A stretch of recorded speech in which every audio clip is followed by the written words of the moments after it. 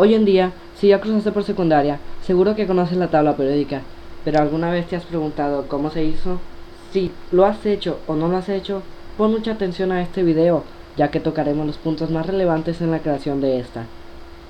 La tabla periódica de los elementos clasifica, organiza y distribuye los distintos elementos químicos conforme a sus propiedades y características.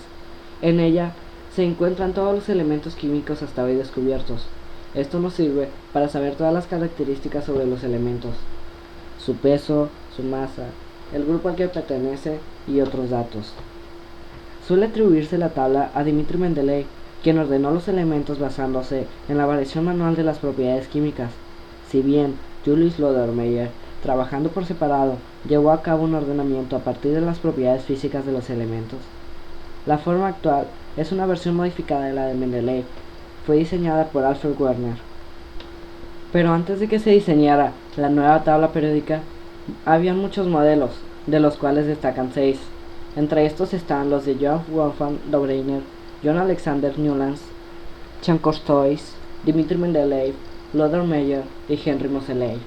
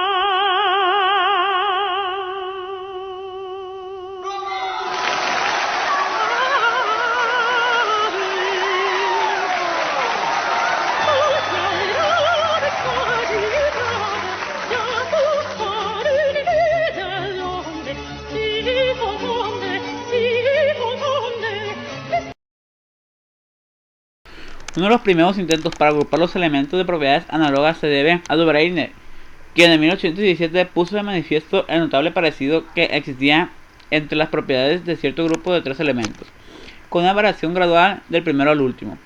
Posteriormente, en 1827 señaló la existencia de otros grupos de 3 elementos en los que se daba la misma relación.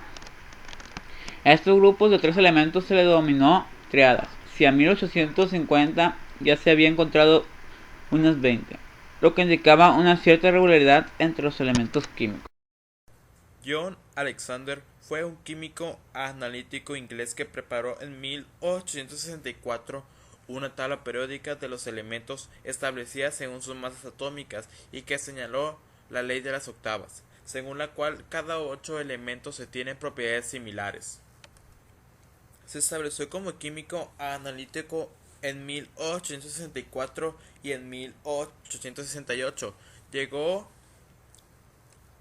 a químico jefe en una refinería de azúcar, donde introdujo mejoras en el proceso. Posteriormente dejó la refinería y de nuevo se estableció como analista. Alexander usó los términos peso equivalente y peso atómico sin distinción en el significado. Alexander Emil Burier de Chancostois. En 1864, Chancostois construyó una hélice de papel en la que estaban ordenados por peso atómico los elementos conocidos, arrollada sobre un cilindro vertical. Se encontraba que los elementos correspondientes estaban separados unas 16 unidades. Los elementos similares estaban prácticamente sobre la misma generatriz, lo que indicaba una cierta periodicidad. Pero su diagrama pareció muy complicado y recibió poca atención. En 1864, Chancostois y Newlands, un químico inglés, anuncian la ley de las octavas. Las propiedades se repiten cada 8 elementos. Pero esta ley no puede aplicarse a los elementos más allá del calcio. Esta clasificación es por tanto insuficiente, pero la tabla periódica comienza a existir. A medida que se perfeccionaron los métodos de búsqueda, el número de elementos químicos conocidos fue creciendo sin cesar y surgiendo la necesidad de ordenarlos de alguna manera. Se realizaron varios intentos, pero el intento decisivo lo realizó un científico ruso, Mendeleev, que creó lo que hoy se denomina sistema periódico. Mendeleev ordenó los elementos según su masa atómica, situando en una misma columna los que tuvieron algo en común. Al ordenarlos, se dejó llevar por dos grandes intuiciones. Alteró el orden de las masas cuando era necesario para ordenarlos según sus propiedades y se atrevió a dejar huecos, postulando la existencia de elementos desconocidos hasta entonces.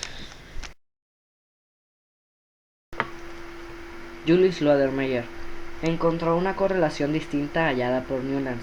Buscó determinar los volúmenes atómicos de los elementos. Para obtenerlos, pesó cantidades en gramos numéricos iguales al peso atómico de cada elemento. Por ejemplo, 1 gramo de hidrógeno, 16 gramos de oxígeno, etc. Después midió el volumen que ocupaban estos elementos a la misma temperatura y presión. Supuso que la diferencia que se apreciaba tenía que reflejar la diferencia real del volumen de un elemento a otro.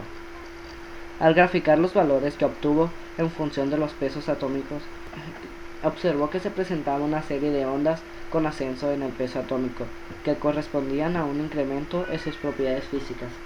Meyer publicó su trabajo en 1870.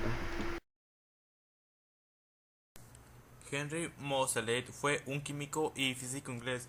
Su principal contribución a la ciencia fue la justificación cuantitativa del concepto de número atómico en la ley de Moseley. En química avanzada proporcionó un apoyo fundamental al modelo de Bohr, definido con detalles, mencionando que los núcleos atómicos contienen cargas positivas iguales que su número atómico. Agradezco la colaboración de mis compañeros Cristian Omar y Rodríguez Verdugo, y quiero agradecer a todos ustedes por prestar atención a este video. Recuerden que también estamos en YouTube y no hay ningún problema si el profe nos pone 10, ¿verdad? Ahí nos vemos.